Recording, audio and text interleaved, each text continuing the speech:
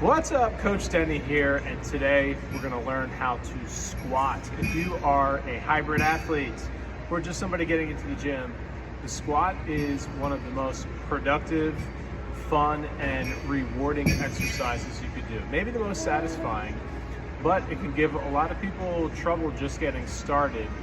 And really, it doesn't need to be that complicated, so we're going to talk about some points of performance and how to ensure that you can do your best full depth squat. Spoiler, most of this has to do with foot position. Now, I'm making this video today with a particular client in mind. Shout out to my client Eric.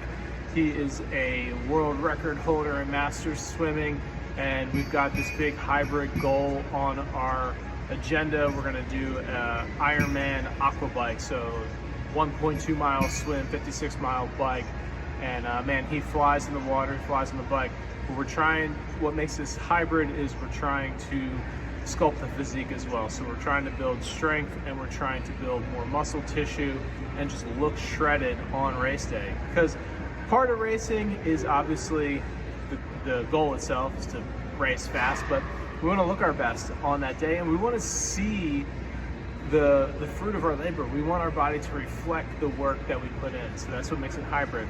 So this cycle, we are putting barbell, particularly high bar barbell back squats into his plan. Now, a couple of things I want to talk about is I've coached the squat in hybrid plans in a couple different ways where we do quarter squats, 90-degree squats, and full depth squats. Today, in particular, we're going to talk about the full depth squat because we've got this worked into his plan on the hypertrophy day. So because this is new, we're going to really focus on technique, higher reps, full range of motion. It's going to be a great gateway into learning how to squat, a little bit safer because we're going to keep the weight a little bit lighter, but still really good for hypertrophy. He's going to follow up that same session with leg press, so lots of opportunities to really get high volume on the legs. But once you're really proficient at squats, they can be all that you need. You may not need leg press. And when we're talking about cycling, when I look at power, one of Eric's big goals is to develop power. We don't necessarily want to look at the endurance guys. I mean, there's something there. Obviously, they have insane power and they can ride for days and days. But who has the most power is track cyclists. When you look at track cyclists, these guys are like Olympic weightlifters behind the scenes. You may not realize it, but if you follow any of their social media, their Instagram, that stuff, I mean, they're doing heavy barbell squats, they're doing power cleans, they're doing all kinds of Olympic lifting movements. So this can be the real secret to just massive power on the bike. So let's get into it. So I've struggled with depth in the past, but not because I can't do it, because when you're just taking random cues from the internet, you may not be finding the best positioning for yourself. And this all starts with the feet. So you may hear people keep the feet forward, you may hear wide stance, narrow stance, this, that, and the other. How I figured out my perfect squat depth was really pretty simple, actually.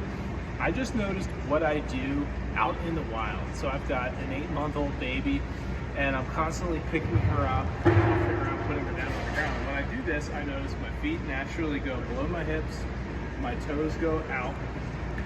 I've got her here, and I squat down to put her down, pick her up. Boom. Just shift that now to the back. Now, you can see my heels here. Lincoln's off here on the side. Why don't you come next to me, Lincoln, or behind me? Say hi. Hi. My heels are off the ground, okay? Now, one thing you can do if you just want to purely work on getting comfortable, getting your squat deep, is to put something under your heels. So you can either get wedges, like they make little squat wedges, or you can just put a couple of plates, 35, 25 pounds, maybe start, maybe 45 if your heels really come up. But what you'll notice is that as you progress and as the weight gets on your back, this ankle flexibility will open up and you'll be able to keep your feet flat on the ground. You'll see that here just in the session that my ankles start to get more flexible and open up. as I progress with the bar. So we're gonna start out with just the barbell. Watch yourself, Lincoln. Okay, so for high bar, we don't want it up on the neck, we want it below the neck, high up on the traps. So I'm gonna get in, okay? Feeling it just on my traps, upper traps, getting my belly tight, okay? Belly's tight, stand up. We're gonna step back, 1, 2. I'm gonna step back a little further so you can see my feet. Basically my heels are below my hips, my toes are out. I'm gonna bring that chest forward, okay? Still belly tight, okay? So you can play with this. I like chest a little bit forward and belly tight, squeezing the butt to start, but then I'm just gonna slowly go down. You wanna feel the positions. You wanna feel like your weight is pretty balanced throughout the entire foot. If you get stuck here, you get stuck here. But do your best to keep coming down. See that even just 45 pounds helps my feet stay flat on the ground. Bam. There it is. There is your full depth barbell back squat. Come up forcefully. We'll do some cutting and editing here. I'm gonna get into the full squat session. One more thing about for why we want to squat ass to grass. Here's the number one reason, because you're gonna look super cool. You're gonna be the MD of the gym. Everybody's gonna be watching you and they're gonna think this guy knows what the heck he's doing. And that in and of itself makes it worth it. All right, so again, start light. Questions about reps and sets, we'll deal with that offline. Appreciate y'all. Peace. All right, so here we are with the warm-up set. We got the belly tight, bar up on the traps, toes slightly out. I'm gonna push my knees out in the direction of my toes, and I'm just gonna slowly sit down. I'm gonna take a little rest here. This is a great way to use the squat as a stretch and to work on your mobility. Now, you're not gonna take this super long pause with your heaviest weights, but for the warm-up, it's great. When I'm sitting there at the bottom, what I'm focusing on is my posture and my core. So making sure I'm keeping air full in my lungs, keeping my belly tight, my back's upright, my chest is somewhat forward, and then I just stand up forcefully. Set number 2, we got a little bit of a better angle here. Let's look at the rate at which my hips and knees break on the descent. So they're breaking at the same time, they're flexing at the same time. There I am at the bottom position. And you'll find that even though it seems like you're at a huge mechanical disadvantage here at the bottom, you'll have plenty of strength driving out of that hole.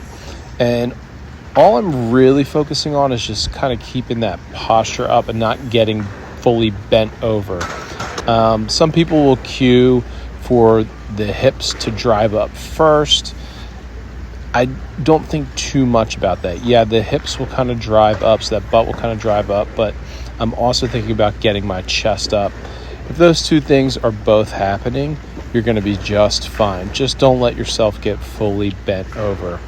Here's a little front angle. I was hoping that I could just show off the quad pump, but honestly, this like sort of downward angle is just a little funky. It makes my legs look short, which is weird because I have really long legs.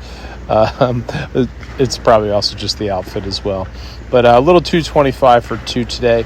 I only reintroduced squats into my plan last week, so it doesn't take much for me to get a stimulus. And then I just finished off with a drop set of 10. Here I sped up the tempo a little bit, try and get a nice little leg pump. This was super fun. I'm so happy to be getting back into squats.